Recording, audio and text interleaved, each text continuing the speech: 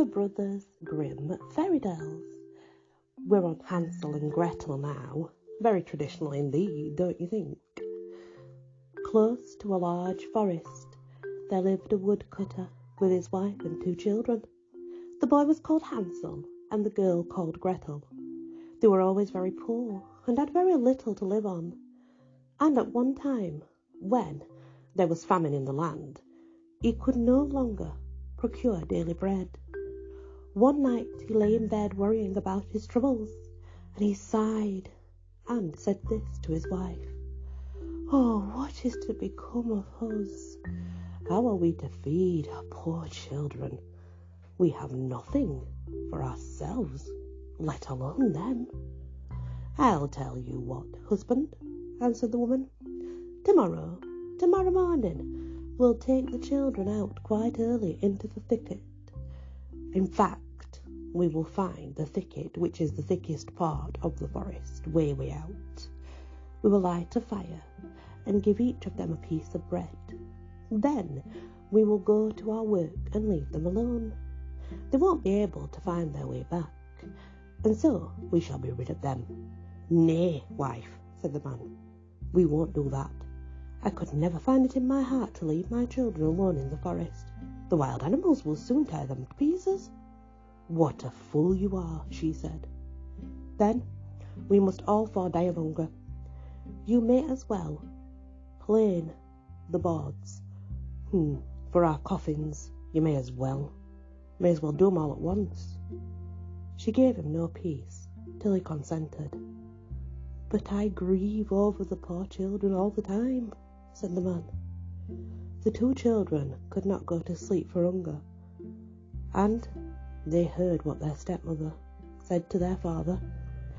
Gretel wept bitterly and said, "All is over with us now." "Be quiet, Gretel," said Hansel. Don't cry. I will find some way out of it." When the old people had gone to sleep, he got up, put on his little coat, opened the door and slipped out. The moon was shining brightly, and the white pebbles around the house shone like newly minted coins. Hansel stooped down and put as many into his pockets as would hold. Then he went back to Gretel and said, "Take comfort, little sister, and go to sleep. God won't forsake us." And then he went to bed again. When the day broke, before the sun had risen, the woman came and said, get up, you lazy bones. We're going into the forest to fetch wood." Then she gave them each a piece of bread and said, "Here is something for your dinner, but mind you don't eat it all before, or you'll get no more." Gretel put the bread under her apron, for Hansel had the stones in his pockets. Then they all started to the forest. When they had gone a little way, Hansel stopped and looked back at the cottage, and he did that same thing again and again. His father said, "Hansel, what are you stopping to look at? Take care, put your best foot forward." "Oh, father," said Hansel, "I was looking at my white cat. He's sitting on the roof, wanting to say goodbye to me." "Little fool, that's not a cat. It's the morning sun shining on the chimney." But Hansel had not been looking at the cat, which didn't exist. There was no cat. He had been dropping a pebble on the ground each time he stepped. When they reached the middle of the forest, the father said, "Now, children, pick up some wood. I want to make a fire to warm you." Hansel and Gretel gathered the twigs together and made a huge pile. Then the pile was lighted, and when it blazed up, the woman said, "Now lie down by the fire and rest yourselves while we go get some wood. We're going to go cut it. When we have finished, we will come back and fetch you." Hansel and Gretel sat by the fire. When dinner time came, they each ate their little bit of bread, and they thought they would rest just a little. But they did think their father was near, because they could hear what sounded the chopping of an axe. It was definitely an axe. That's what they thought. However, it was not any axe, but a branch which the man had tied to a dead tree, and which it blew backwards and forwards against it, so it sounded just like an axe.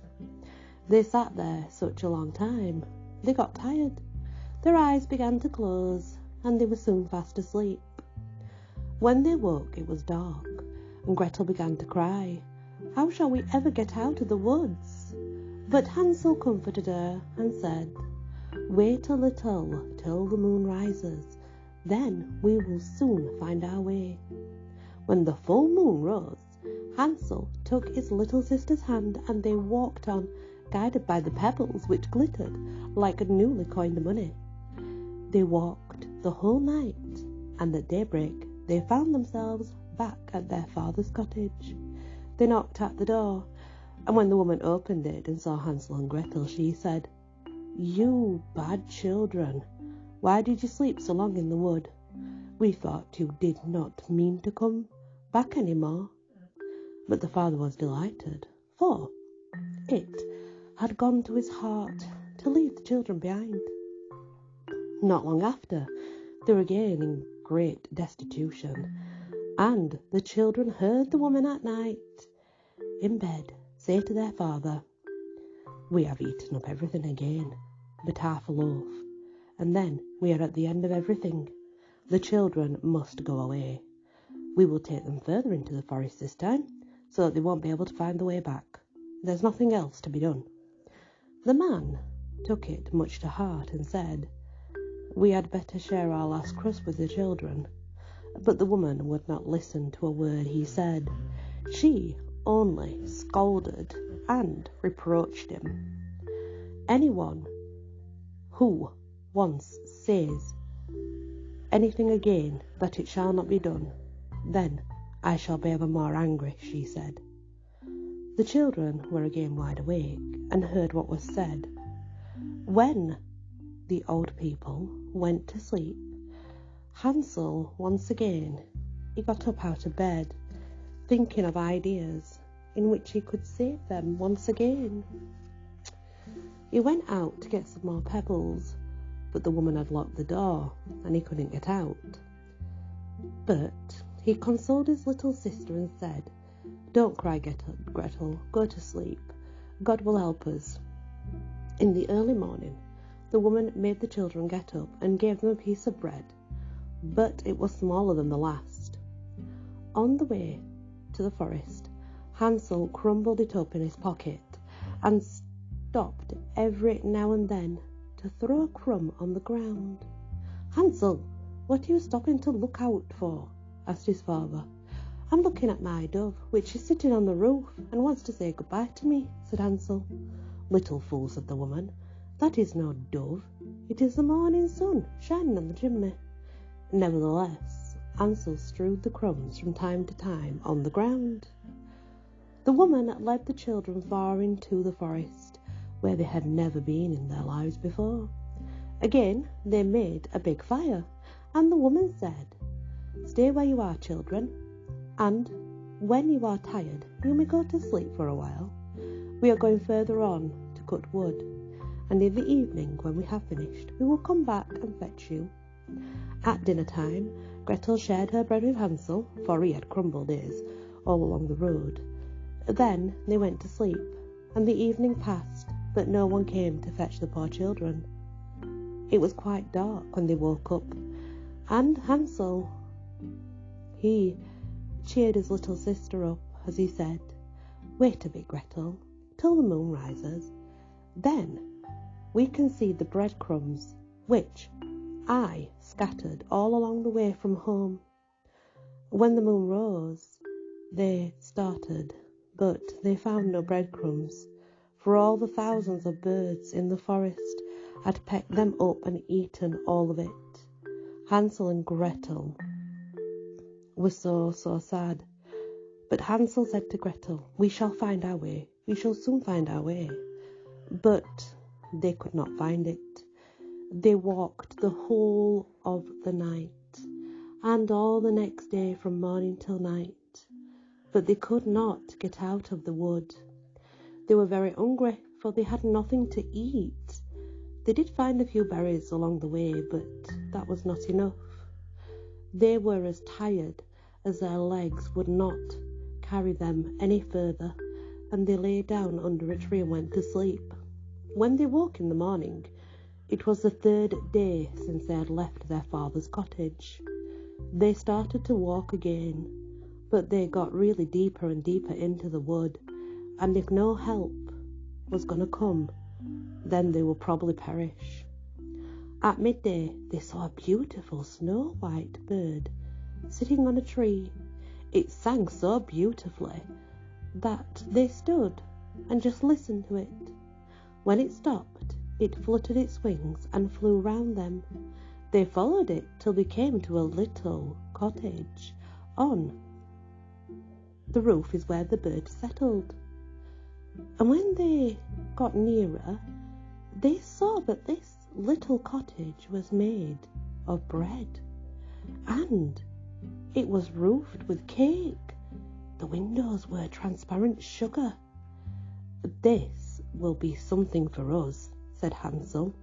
"We will have a good meal. I will have a piece of the roof. Gretel, you can have a lick at the window. It will be nice and sweet." Hansel stretched up and broke off a piece of the roof to try and eat what he would like. Gretel went to the window and nibbled at that. A gentle voice called from within, "Nibbling, nibbling like a mouse, who's nibbling at my house?" The children answered, the wind doth blow from heaven to earth below," and went on eating without disturbing themselves. Hansel, who found the roof very good, broke off a large piece for himself, and Gretel pushed a whole round pane out of the window, and the pair of them both sat down to enjoy their delightful sugary meal. All at once the door opened, and an old woman, supporting herself on a crutch, came hobbling out. Hansel and Gretel were so frightened that they dropped what they had in their hands. But the old woman only shook her head. "Ha! Dear children, who brought you here? Come in with me. You will come to no harm." She took them by the hand and led them into a little house. Well, the little cottage. She called it a house. A nice dinner was set before them. Pancakes, sugar, milk, apples and nuts. After this she showed them to two little white beds, into which they crept, and felt as if they were in heaven. Although the old woman appeared to be friendly, she was really a wicked old witch, who was on the watch for children, and she had built the bread house on purpose to lure them to her. Whenever she could get a child into her clutches, she cooked it and ate it, and considered it a great feast. Witches have red eyes, and can't see very far, but they have a keen scent like animals, and only perceive the approach of human beings by that smell. When Hansel and Gretel came near her, she laughed wickedly to herself, and said scornfully, "Now I have them, they shan't escape me." She got up early in the morning, before the children were awake, and when she saw them sleeping with their beautiful rosy cheeks, she murmured to herself, "They will be dainty mortals, dainty, dainty, I say." She seized Hansel with a bony hand and carried him off into a little stable, where she shut him up with a barred door. He might shriek as loud as he liked, but no one, not a single person, would notice of him. Then she went to Gretel and shook her till she woke and cried, Get up, little lazybones, fetch some water, and cook something nice for your brother. He is in the stable and has to be fattened. When he is nice and fat, I will eat him."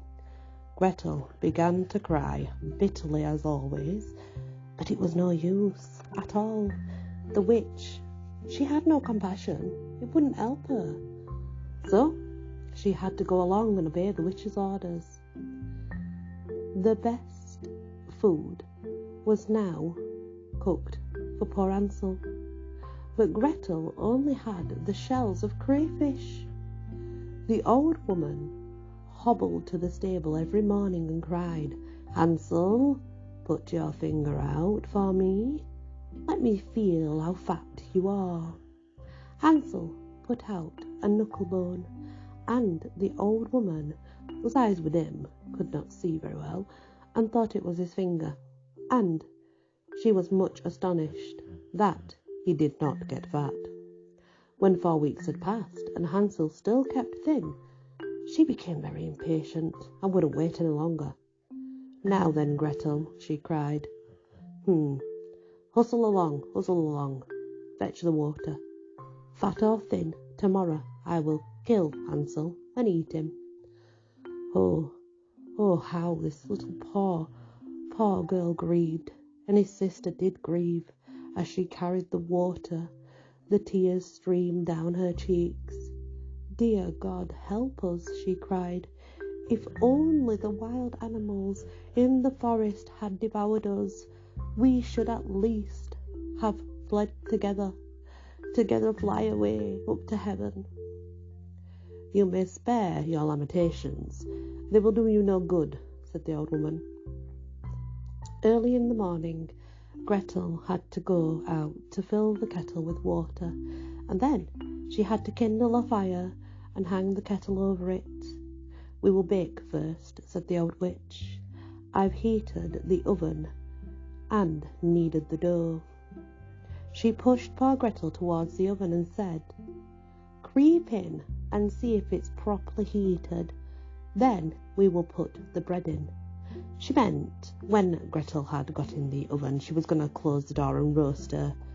But Gretel saw her intention and said, "I don't know how to get in. How am I supposed to manage it?" "Stupid goose," cried the witch. "The opening is big enough. You can see that I could get myself in." She bubbled up, and she struck around the back of the head, while actually she decided she would show her how to fit into the oven. And when she did this, Gretel gave her a push, which sent the witch right in, and then she banged the door and bolted it. Oh, she began to howl terribly, but Gretel ran away and left the wicked witch to perish miserably. Gretel ran as fast as she could to the stable. She opened the door and cried, "Hansel, Hansel, we are saved. The old witch is dead." Hansel sprung out like a bird out of a cage when the dove he saw again and thought it was a good sign. And how delighted they were. They fell upon each other's necks and kissed each other, and they cheered about each other with joy. As they had nothing more to fear, they went into the witch's house, and they found chests in every corner full of pearls, precious stones, so much in fact. "These are better than pebbles," said Hansel, as he filled his pockets. Gretel said, "I must take something home with me too," and filled her apron. "But now we must go," said Hansel, "so that we may get out of this enchanted wood." Before they had gone very far, they came to a great piece of water. "We can't get across it," said Hansel. I see no stepping stones. I see no stepping stones, and there isn't a bridge. And then, well, what are we going to do? There's no boats, there's nothing. But there's a duck swimming. It will help us. I'm sure it will. Let's call it over. Little duck, little duck. That goes quack, quack. Hear Gretel, and hear Hansel loud. Take us on your back. The duck came, swimming across towards them, and Hansel got on the back, and he told his sister to sit on his knee. No, answered Gretel, it will be too heavy for the duck. It must take us one at a time. The good creature did this, and when they got safely over and walked for a while round the wood, though it seemed that they grew more and more familiar to them as they went, almost like they knew now where they were. And they did, because at last they came to their father's cottage. It was in the distance, but they could see it, and they began to run, and they rushed inside, where they threw their arms around their father's neck. The man had not had a single happy moment since he had deserted the children in the wood, and in the meantime the wife was dead. Gretel shook her apron and scattered the pearls and precious stones all over the floor, and Hansel handed handfuls after handfuls out of his pockets. So all their troubles came to an end, and they lived together as happily as possible for the rest of their lives. The end. That's the more traditional tale of Hansel and Gretel. I hope you enjoyed it. Many blessings.